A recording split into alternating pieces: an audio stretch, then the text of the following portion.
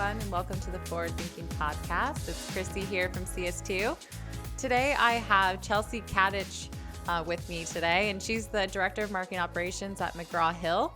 And we're going to be talking about this is unique topic. It's hard to get it into like one word, but we're going to be going through kind of like a non-conventional approach to kind of your sales process, lead process, lifecycle, and like handoff, and what that means, how to operationalize that, and just taking a different lens on that whole process, because I think for a lot of marketing ops folks, we get used to like one way of doing something, and then you go to a new organization and it could be completely different. The business model could be different. So just taking a look into that, some challenges you run into, and just being open-minded, which is something that I think a lot of marketing ops folks are realizing they need to do. So welcome to the podcast, Chelsea. Hey there. Thanks for having me, Chrissy. How are you doing? Good. Yeah. I'm excited for this one because I think I'm going to learn a lot. So, which is always, I mean, I always do on every podcast actually, but I think definitely for this one. So, one thing that I always ask our guests is to kind of chat through their background, like how a lot of people fall into marketing ops, and how they did that, and what the transition was like, and what appealed to them. And you're actually a 5-time Marketo champion, and you have a lot of experience in this space, and leading people and teams and so forth. And so I think it would be great to hear how you basically got to where you are now. Yeah. Yeah. So I feel like a lot within the marketing ops space, I did not start out in marketing ops. I feel like it's more of an established piece of the industry now. So I actually started off, I feel like I always want to give a nod to my barista days at Starbucks because I feel like they gave me great customer service skills. You meet a lot of divas when they come through Starbucks. So it helped me really understand to work with people and all types of different people. So I actually got my degree in PR, and my first role outside of college was actually doing events, event planning, corporate event planning for PR Newswire at the time. And that's where I kind of started getting into marketing technology. So, to promote the events and to attend the events, I started using Marketo and other, CRMs and MA systems, and really started to understand that maybe I'm a technical person. I just didn't know it because I never, really have experienced it before. So from there, I kind of just took off with that career and went to GE, a small little lighting company. Probably heard of it Not sure if you before. heard of Yeah, it. yeah, right. So, and I was there, really learned a lot in the industry, and then now I'm here at McGraw Hill, and I've also had some agency time as well. So I've kind of been all around agency, different industries, but I've landed in education, and I gotta say, I've probably, I really enjoy doing the education piece. That's cool. Yeah. Well, when was that like kind of moment that you realized, or do you remember like a specific moment at PR Newswire when you were just like, oh, like I feel like this route, like this technology and understanding the process and people that really like appeals to me? Like, do you even remember like a moment or when that happened, or something you were working on where you really realized that? Yeah, I want to say when I just started to dig into the systems because I never really used any before, right? And I think it was two part. It was one that I enjoyed doing it, but I realized I was actually pretty good at it according to, Mm. my team and my manager. They're like, "You really have a knack for this type of stuff." And I was like, "I do." And then I started doing more reporting and training on it. And I was like, "Yeah, I want to live in the data. I love being behind the scenes." I was never really into doing content or email copy or anything like that. I just loved kind of being the machine that fuels all that stuff. So I think it was just kind of being pushed into having to do the platform, but then I just kept using it and I was happy, and it made me excited and wanting to come to work every day. For sure. Were there any like resources that like really helped you like propel your career on your own? Like, was there something where I'm assuming you were self-taught for most of it, as most people are, but was there anything that really helped you? Yeah, I was mostly self-taught, but we actually worked with an agency at the time, and Oh, okay. yeah, my manager invested into some PD budget for me, and I actually flew down to the agency, and they gave me like a 3-day training of CRM, marketing automation systems, how reporting works. So having the support of my manager at the time to invest in that was another, another way for me to kind of get that full on training. That's awesome. Yeah, that's really cool. I think that working with an agency, I think it's kind of like with us with some of our clients, like the people that we end up working with just tell us like how much of a learning experience it is, just because like you can get that knowledge transfer like so easily and quickly and naturally just in your day-to-day job, instead of having to kind of do a job, teach yourself something, do it like kind of learn and fumble a bit. You have like an expert kind of line open to you, and gets you kind of thinking in frameworks and strategic ways of doing stuff, which is it can be a bit more focused but really applicable to what you're doing. So I think kudos to your boss at the time for like realizing and investing in that. That's great. Yeah. Yeah, I would say too that's another piece of why I really value agencies and consultants, because you're exactly right, is you can also train and learn from them, and they also are an extension of your team. I've always Yeah, worked with an agency or been on the agency side, and I got to say like it really is worth the investment, and I love that we can, all learn from each other as well. for sure. For sure. Yeah. So a big part of what we're going to talk about today is around like marketing and sales alignment, kind of like a lot of the things that we think are just like processes necessary for marketing ops, like, building out a life cycle and the definitions and scoring. Like, I think it's all around kind of that, like, alignment piece. Like, how do we work with sales? How do we give handoff? How do we show them like who's ready? But just for you, like, why do you think like marketing and sales alignment is like so critical? And have you experienced cases where the alignment was great versus like the alignment was poor? And like, what were some of like the like symptoms of that? Yeah, no, I've definitely experienced it all across the board. So I first think it's important just because, as we've all realized, the industry is shifting to rev ops, right? I mean, I know internally at McGraw Hill, our sales and marketing team, we're now one, and we report out, to a chief revenue officer. Mm, So now I feel like it's more important than ever because it's almost forced in a way. I mean, we are all within the pipeline, right? I mean, before it could be a mhm. little bit more siloed because you really were separate, but now with the technologies integrating together, sales enablement, working with marketing teams, I just feel like it has to happen. I would say our team here works really well. So I have some good examples to share, but I've also had some, whether it was a client I worked with at an agency or at some of my previous roles, where it wasn't that necessarily didn't get along. It was just like the left hand didn't know what the right hand was doing, right? So Yeah. there's a lot of like duplicate communications to customers who reached out and never heard back. So I feel like it's important because it's your customer experience, right? And those Hmm. are who and how you make your money. So I've experienced a lot of different alignment pieces. So I have a lot of tricks that I've kind of come up with and lessons learned, because it always hasn't been, really good on my end. Yeah, definitely. Um, so we'll dive into some of the things that you're doing well, which will be good to focus on. But I think that's interesting because instead of you saying like, things are shifting towards revenue operations, you really talk about how sales and marketing is one now. And I think saying that and not just uh, sales ops and marketing ops are one now, it's a lot different. I think for me, I think when people ask me about rev ops, like, oh, is that the way to go? And I'm like, honestly, it depends, because I think it's more like you're trying to tackle an alignment issue, but it just trying to get like one side of the operations aligned doesn't always, add up to a perfect alignment. Like, it's really kind of an organizational shift to get everyone realizing that they own this customer experience together. They're going to like they have one common goal of revenue, and then how they can all work with each other. So I love that you said sales and marketing is one, which is probably a reason why you're able to build some this alignment pretty easy, or easier than it would be without. Mhm. Yeah, and I love how you mentioned customer experience because that's what it's all about, right? And that's kind of what drives our mission here is we're not doing this for, I mean, at the end of the day, it is a business purpose, right? But we're really passionate about getting back to our customers. So Yeah, we're all on the same side.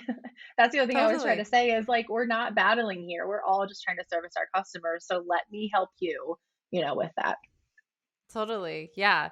100% customer experience. Like I've talked about it on like Lean Data's podcast. I did it at like a workshop at Lean Data, but I think sometimes in marketing ops, like we forget like most of all the important things that we do can support the customer experience or analytics. And then your analytics is to improve that customer experience or make changes or improve your marketing. So I think when if we start to think about it more from this way, it gets us like I think it changes the narrative of like, oh, we're just like, pushing buttons and doing things that like are behind the scenes or like we're fixing data. It's like, no, we're really supporting and enabling the revenue team to create a good customer experience. But I think focusing your Yeah. projects on that end goal is key. So I think we're 100% aligned on that.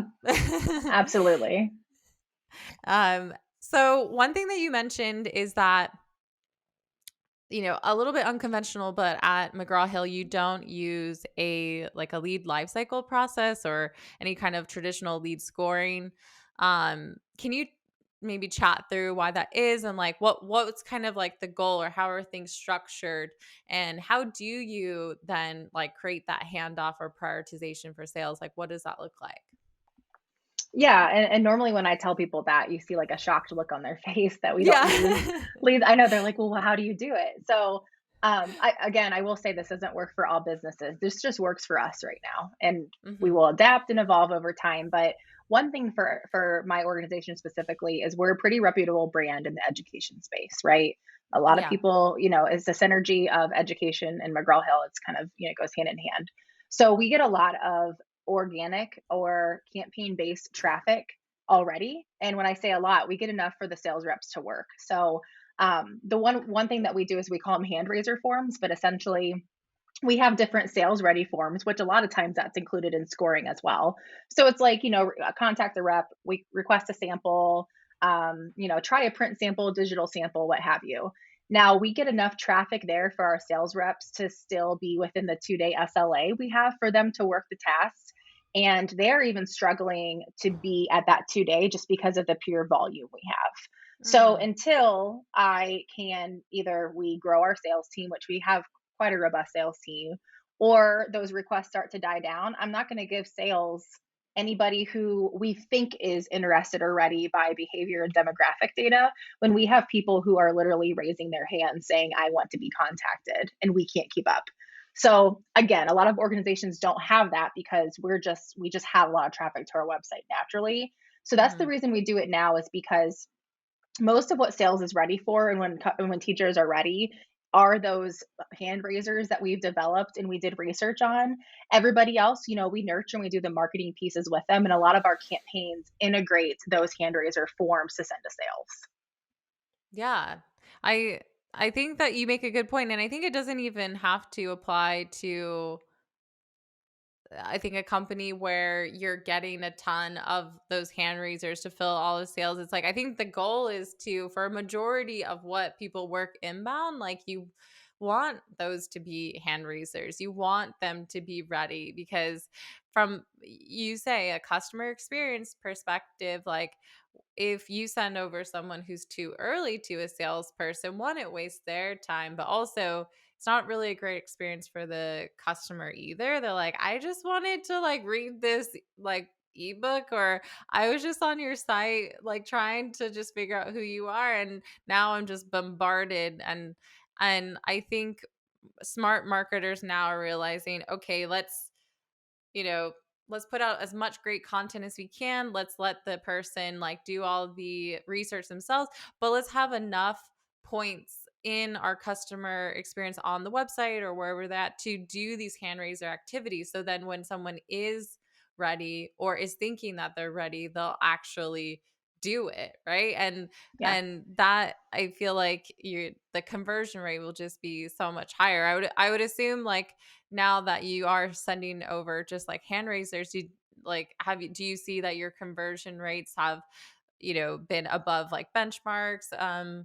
Or like Yeah. do you see that?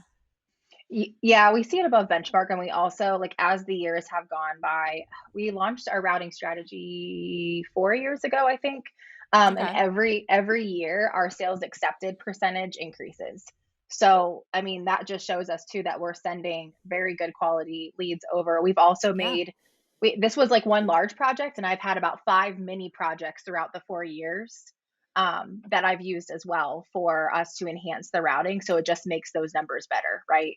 But to your point of making sure that we send them who's ready, the other thing we do too is within these hand raiser forms, our forms are pretty lengthy. And I know a lot of people are thinking I'm committing like a cardinal sin of marketing, but teachers usually know what they want when it comes to print Mhm. samples. Like they know the ISBN, they know everything they want. And for us, we feel like if they are committed to getting a print sample, the form's going to have to be lengthy for us to truly understand what they're trying to sample. So we Yeah. send over to sales that exact form fill and every detail that we have on that person within the task comment. So the other good thing this does is sales is prepped and ready to have an educated conversation with the customer.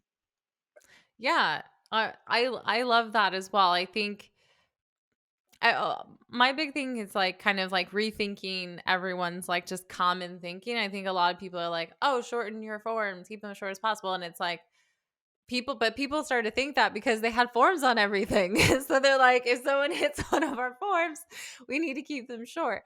But there's also a case where like a hand raiser, yes, is a hand raiser, but you're right. Like for people who aren't even sending like a sample, if they're just doing a demo, like it doesn't mean they're qualified. So trying to figure that out up front is key, and you could do that through questions on your form. You can do that with like a conversational chatbot, and you can route them like different ways. It's just focusing on like how do we make sure that person's qualified, and then to your point, like okay, if we think about our own buyer's experience, I would much rather just plug what I want into a form than someone forcing me to just reiterate that back to them on a call. I'd rather them come to that call prepared to talk about what I want. And so you're really thinking about the customer experience there for sure, because like that just makes that whole process seamless. And now you've, instead of a demo call and then, or the discovery call, telequalification call, it's all kind of been done from your phone. So they can go straight to trying to really sell the value. Yeah, and what also helped us see gaps as well. So, for example, you just Mm, mentioned a great way about the customer experience. We used to have a gap where we have a customer service team. It's either digital technical support or they get customer requests, right? We mm, had an issue where they would literally forward an email to the sales rep saying, "Hey, this person is better suited for you. Please reach out to them." And what did we lose? We lost the entire insight to that customer because they just sent it through an email. So we realized, okay, mm. customers are not getting followed up with because they're sending it to the email, and sales reps aren't held accountable in the email. They're used to tasks. So a project that we launched is we now have a routing strategy of when a customer service member gets somebody who's better suited for sales, we now have it automated where it goes to the sales rep and any other pipeline that it usually comes so they're not forgotten. So we would have never experienced that if we didn't have this strategy set up to see the gaps for us that we need to fix. Totally. And I think that iterative approach, I think, is something that's really key. And I think when you're focusing on that whole customer experience and you look at this as like a long term, you've been talking about like, okay, I've been working on these changes for 4 years, right? For some people, they're like, 4 years, like, why are you working on it for 4 years? And but really our customer experience and the features and everything that we're building in ops are always iterative. Same thing as a product. Like iPhone doesn't just like ship a phone and goes, okay, guys, we'll come back to this in 5 years, because they learn, they understand from the customer, they have new innovations that they can tap into, and that's really the way that marketing ops should be thinking about how you're really delivering this like product or that service um to the customer. So I think that iterative approach, like you said, oh, we found gaps, is is key. Like you learned and then you iterated. And I want to send that home because I think a lot of the times we in mobs we don't operate that way. We always just like move on to the next thing or the next thing and the next thing and then never go back.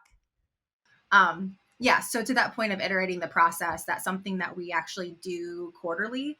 And we could get into this a little bit more, but we also do sales surveys. So that's about iterating the process as well. We have, okay, yeah, we have interviews with sales members on a quarterly basis. And we interview DMs, RVPs, sales reps, inside sales. We have a nice, diverse group that we interview. And actually, that's where most of our enhancements come from, is the sales reps actually telling us, here's an issue I have and I need you to fix this. And then we usually, if we roll out any new enhancements, we'll survey them through like a survey monkey. So it's quicker of, okay, if we roll this out, how do you guys feel about this process? Is it worth my team's time, resources, bandwidth? And they all speak up. I mean, I got to tell you, get on the phone with the sales rep and they love to talk through their process. So we just listen and hear them out. And that's where we get a lot of our good advice on how to strategize and improve our routing process. Yeah, I love that so much because one thing that we talk about in our product MOPS framework is just kind of the internal customers and external like we call them IUs and EUs, but internal users, external users. We have your internal users. And a big one is that the salesperson. But I like your idea of surveying. It's actually something at CS2 we might start incorporating with our own clients, because even outside of that team, we want to get insights into the sales team. It's something that we do naturally through the process, but to actually put more of a survey where you're gathering those insights and research, because sales might have a great idea for improvement, but they also might have a hypothesis for something. Oh, this is broken, or this is this way, but really it's not. It might just be a symptom of something else that needs improvement. So being able to show or go back and say like, okay, that hypothesis is not correct, but this is it helped us figure out what's there. So surveying, I think, is really great. And if you don't feel comfortable sending out surveys to sales or interviewing them, I think at least finding like one person or stakeholder that you can really be close to like build a relationship with, where you can meet like on a certain cadence where you're talking and gathering those insights, I think is key too. So if you're at a smaller company, that could be like your SDR manager is a great one, because they're like that first line to, experiencing like what you're building. Yeah, I like that you ID'd that, because we are a larger organization. But I always say, we always say that like a sales champion, or somebody who believes in what you're doing, also is kind of on the front lines as you speak, really partnering with them, because not only can you see enhancements of your process, you can use them as an advocate too for your team. Because yes, we know there's a lot of tension sometimes if marketing sends some bad quality leads, or we're trying to keep sales too accountable. I can see where sales can get frustrated. I totally hear them on that. So I feel like if you have somebody who's well respected by their sales peers, believe in what you're doing, will give you candid feedback, use them as much as you can, partner with them, really have them be an advocate for you guys too, because, other people might be like, oh, John saw great success doing this pattern or doing this new process. Maybe I should try it too. So yeah, definitely a champion, if you will, somebody internal. We actually have that beyond like our surveys. We have people who I'll just bounce ideas off of, and a couple of them are in leadership, which is great for our team, to try to do some beta testing with them, or for them to help advocate for us. Yeah, I really like that. I think and don't be afraid to work with like leaders. I think sometimes we can be like, "Oh, it's not worth their time," or it's not, but I think start to like build those relationships and then find ways to make it part of their time, like just be accommodating, and then sell the benefit. Oh, I want to improve this for your team. We're trying to make sure that your team can be, this more effective. Like really sell the value for what's good for them. I think with marketing and marketing out, sometimes the one of the things that gets in the way of alignment is because marketing's like, okay, here's this thing, go use it. Oh, and make sure you like fill out all these fields so that we have the data that we need, and it's like, and then the salespeople are like, no. Like, you want me to do more? What? Yes. I mean, I always say the other thing I say a lot too is that what's in it for me factor. I mean, come on, of course they're going to know what's in it for them. And sometimes what's in it for them is we are going to be pushing you quality leads that can turn into opportunities. And, we've had some great examples that we've highlighted where marketing has generated a contact or a customer and it got pushed to, a pretty big opportunity. We use that a lot too to share like customer success stories. Because again, you have to remember they're your customer. We are an internal, Yeah. yes, we're internal, but sales is my customer, right? So Yeah. sharing some of those stories of how it's been successful is another great way to kind of get people on board. Totally. I mean, this is kind of more applicable to Marketo users, but like 9 years ago, like I was leading marketing operations for kind of more of a global company, and um we had our like sales meetings. It was like everyone on sales was on the line, and we got one of our like best sellers to basically talk about, because we had just rolled out Marketo. We'd switched from a older product to Marketo, and we're launching new market operations. So I had to build out like the function, the process, and stuff. And but we also had MSI, so it was kind of like to show off MSI, but also how can salespeople use it. And so we just took her biggest deal and had her show the opportunity analyzer, where it just showed like all the touch points that happened and how marketing influenced that deal, and what was the length of it, and then also we had her chat through how she could use those insights that she saw like with her SDR. And so it's not groundbreaking that so much anymore, but back then it's still kind of a nice thing to show off. It's like slide candy. So I always say, like, for some marketing people, you still have that. So if you want to take your biggest deals, like, go and analyze them. It's actually just great data too, to see like what's that customer experience look like for a big deal like that. How many people are involved? Are there any like contact roles that we didn't see that aren't on the account, because that actually brings some leads in? So it's kind of like a little secret tip to kind of create that alignment too. Yeah, I love that showcasing, right? And they don't know about it unless you show them. So, and of course, show them a deal that was great and that probably earned some great commission for that sales rep, right? Because that'll be good for Yeah. them. I love it. Yeah.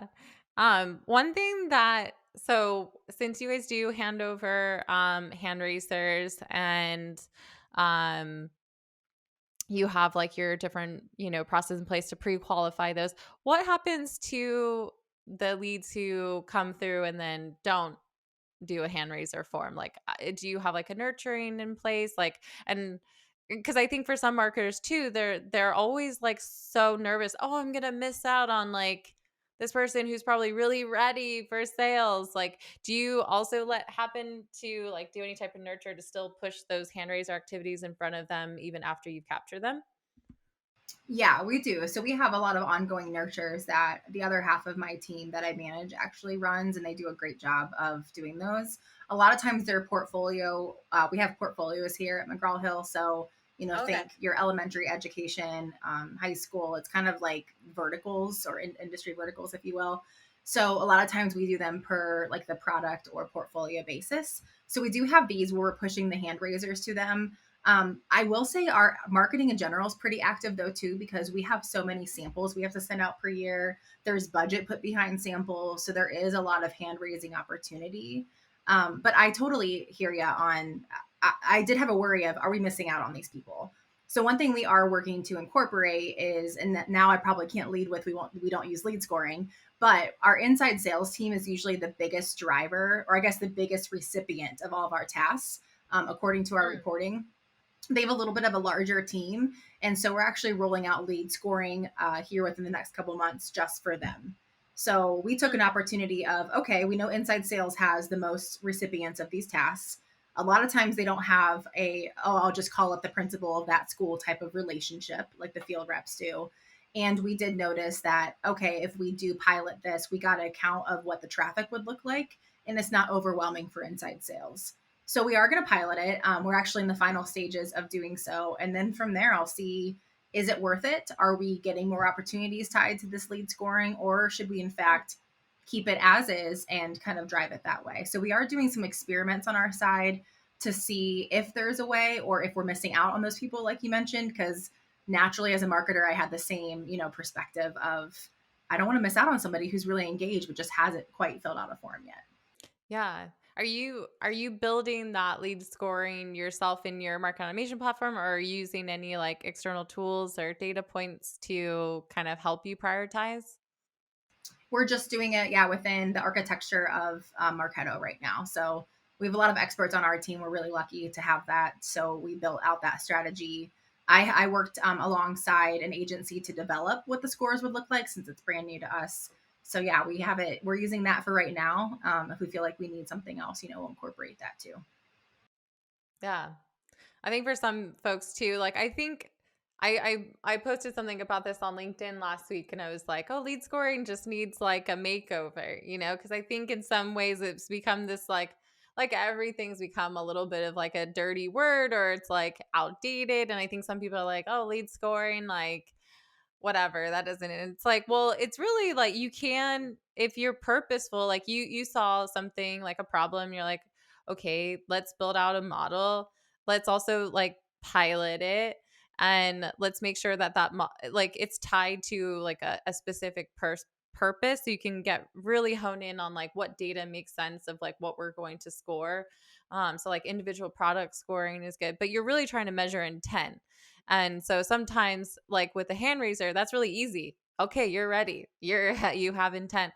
But for some other companies, especially maybe where they do want to try and build traction and see where they might be missing out on some other intent signals, you still want to keep your threshold high, but maybe still try and figure out how you want to measure the intent and also the fit. Because I think for some folks too, where they don't have something as simple like a clear concrete criteria they can add to a form, they still want to wait to really try and figure out, is this the right lead that we should send over to sales. So I think scoring and is it's something that's valuable, but like everything, when it's been used the wrong way, it can become devalued in the market. So it's just the way you use it. I was like, let's just call it intent valuing. Yeah, like put some other term on it so people don't hear it. I agree. I think lead scoring has come to that point. And kind of what you mentioned, we are doing, maybe I should change the name of it because it really isn't lead scoring, I guess. But we are omitting a lot of roles. We're omitting some products. We're only including some products. So it's a very picky lead scoring model, if you will. Because we know on the education space, we obviously have a history of talking to decision makers. So we love teachers, we all do, but we know that a lot of times teachers might not be the decision makers on certain Right. purchases, right? They're really into the print samples, the demos. And we obviously will always be, services customers for those things because their influence means a lot to us. But for inside sales, we know it's your principals, curriculum directors, sometimes superintendents. So we are actually only including those demographical roles to even qualify to be scored.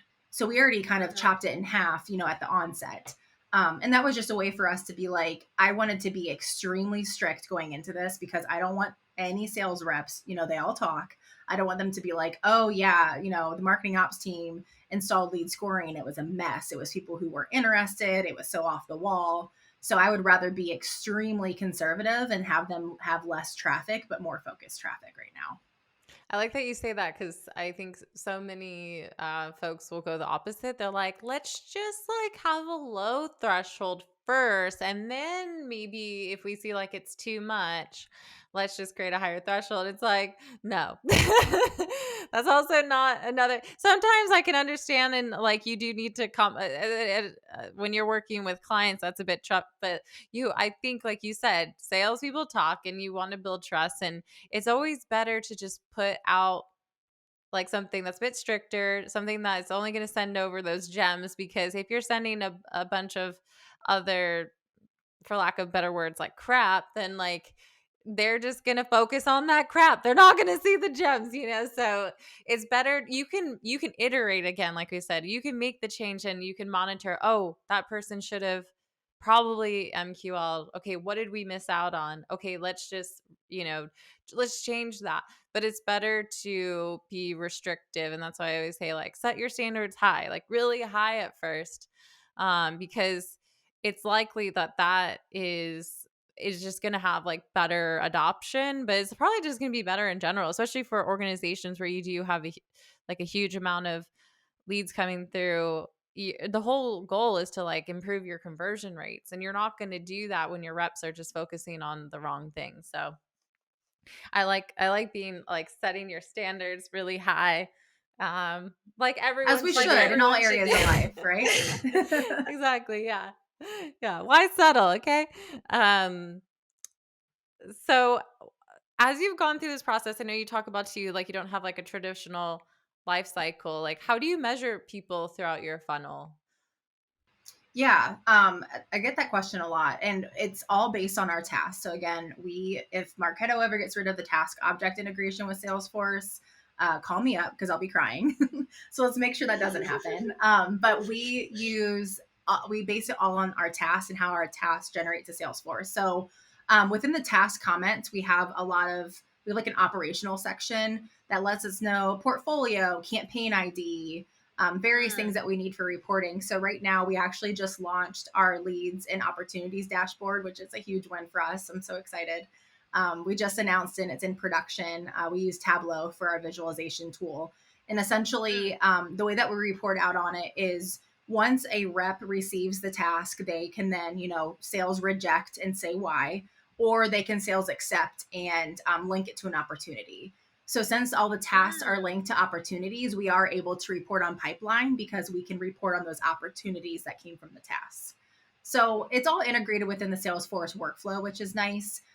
So we can report out on our pipeline, our generated revenue, how long it takes on average to get back to customers, how long it takes on average to create an opportunity or to not create an opportunity. So we can see kind of that sales cycle. We can see it based on campaigns, which rely to channels, which rely to efforts. We got tracking URLs. So we have a very robust tracking system in place that we are still able to report out on a funnel for conversion rates, and give Yeah. some really, really detailed data on what campaigns are driving in revenue and how much. Yeah, I like that idea a lot too because you also can see like repeat kind of journeys. So if they do like maybe not accept that record like that task the first time, if there's a new task that gets created, it kind of restarts that. And um it's one of the things that we like with some of our clients where they want to track a typical lifestyle and they're like, oh well, I just want to track it on the lead to contact and put like date feels together. And it's like, but then when you go down to do the reporting, then we all know like it's so hard to do that just for leads and contacts in general and being separate, and then also having repeat buyer journeys. So we always try and chat through, okay, let's put onto a different object like a campaign member or a custom object. And you've kind of associated that, okay, we're gonna think about this through like a task. And so I like that way of thinking because it fits your model, but also it's something like you said that kind of like can easily be reported on and tracked in a certain way. And I think that's a great thing for anyone who's listening is like it doesn't have to fit the mold of like what you've been told before from a vendor or from whoever, like, or even what you thought was like the right way to do it. I think being resourceful, being like rethinking the way you're doing something, but still getting the same end result that you want is really a truly the mark of a good ops person. Yeah, and I love how you say good ops person because that's what the point I was going to make is we could not done this if we don't have the proper Salesforce talent. I will say partnering with the Salesforce team was monumental as well because they did half of this, right? We worked with them for these Yeah. workflows. And having a good MOPS person strategy wise, high level, but also a good MOPS person who can get in the weeds. And for some companies, that's the same person. For other companies, that have more budget or more time and resources, that's several people.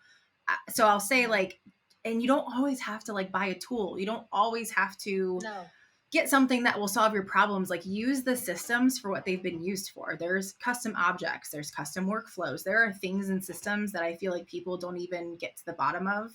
And I love how you said it doesn't fit the mold because ours by far does not, but it works for us. Right. So, I mean, that's what I try to tell people too when they're first starting out is first of all, if you're in leadership, hire a good MOPS person. You will be very happy you did. And then, test the limits of your systems, use the systems for what you're paying them for, and you'll see the investment, out of them at large, really. Yeah. And if you are a new leader going to another organization, don't be like seeing something you're not used to and wanting to change it all.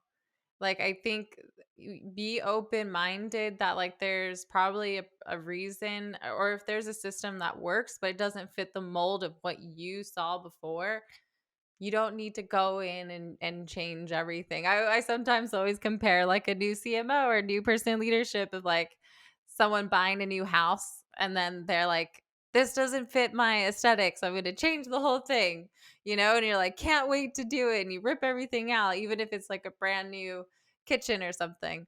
And that's okay. That's your house. That's personal, right? But if you had roommates or you had other people paying rent, you don't do that, right? Like you have to like get it approved by someone or chat it through, compromise. That's the same thing going to an org. Like you can't just go in and just like remodel your new house that you might stay in for 2 years.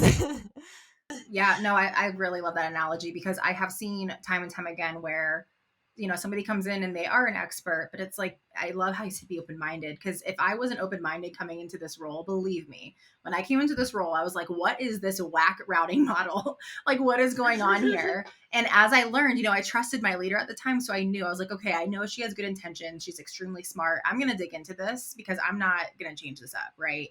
I dug into it and I was like, oh, this is great. But I see right away 3 enhancements we can make.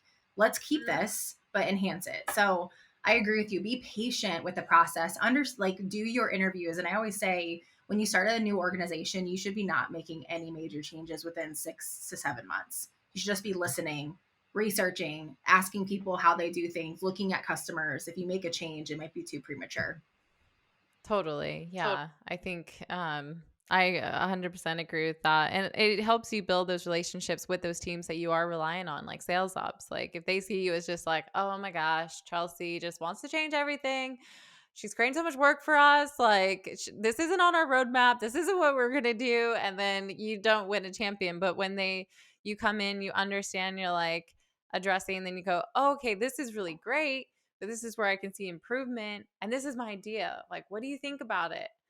That's a way better way to win just like champions in the org and people that are going to want to do things for you. Because how many MOPS people have like had a project and then they're working with sales ops and sales ops is like, no, or we'll do it like in 2 months. But part of that is like, you didn't even bother to build a relationship with them to even know like what they're working on. Like you need to build the relationship first, figure out a cadence where they know where work's coming down to them from you, and then be open-minded and realizing like, and this also goes down to tech debt. Because I think a lot of the times like people go into an org and they see all this tech debt and they're like, oh, it's their fault. And it's like, no, it's not their fault a lot of the time. It's probably they inherited all of that and they're doing their best. And so I think empathy too is something when it comes to just like alignment in general, but especially across organizations and when you're in them, like definitely have more empathy for your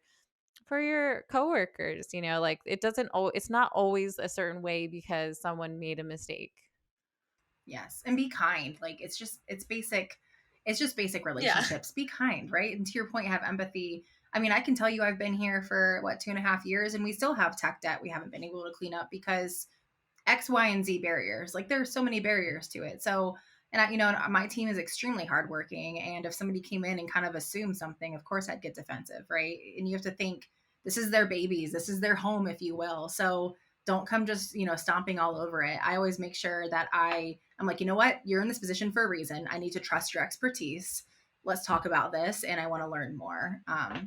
Yeah, if you go and stomp all over people, you're not going to have any friends or fans or anybody who wants to do anything for you, right? Everybody's just going to think you're a pain. Yeah. Okay, I have one last question because I know we're running out of time, but I did want to make sure to ask. But what, in your opinion, is like one of the biggest thing getting in the way of sales and marketing aligning with each other, or maybe even something that a marketing ops person is doing from making sure that there is that alignment or adoption on the processes they're creating? Yeah, I would say I really think a lot of times it comes down to process and people. And I think it's simple as that. I think that those who have the right systems, most of the systems you have can do the job. A lot of times it comes to, oh, we've done it this way for 20 years, or I don't want to change because what's the payout for me? And again, that kind of goes with people too. If you have people who are reluctant to change, reluctant to take on a new process, right there is going to stop, any type of enhancements you want to make. So that's why I love to talk about relationships, because it really is about relationships, educating, hearing them out, what's in it for them, and making those changes. I think that's probably the biggest roadblock. Totally. Yeah. Yeah. Um, well, I love this conversation. I feel like I could keep going for a long time, but there's a lot of great tips here for anyone in MOPS, Ops, Rev Ops, Growth Ops, whatever you want to call it, or even in demand gen, but really how to create alignment and rethinking your processes and your life cycle and how you route leads and how you qualify them coming through. I think everything should be rethought. But then also, you don't have to change everything, but just going in open minded, being open to things, and also seeing that you don't always have to fit this mold of one way of doing something and leveraging your tools. I think, like you said, is super key because I put out my my predictions for 2022, and it was like simplification of process and sophistication of customer experience. That was my because I think the more we can simplify our internal processes and the tools we have to manage and things like that, we can actually focus on sophisticating our customer experience. So I think this whole podcast like kind of just led into that. Yes, that's great. Awesome. Well, thanks, Chelsea, for joining us. We'll be sharing Chelsea's LinkedIn profile so you can follow her there. She is a really big in the Marketo space. She's been a past champion for 5 years, and so there's also a lot of content that you can find with her name on it in regard to in the Marketo world, but also in the MOPS world. So definitely check her out there and connect with her. And if you enjoyed this episode of Forward Thinking, feel free to share it with your colleagues and friends. And we'll see you next time. Have a good one. Thanks, Chelsea.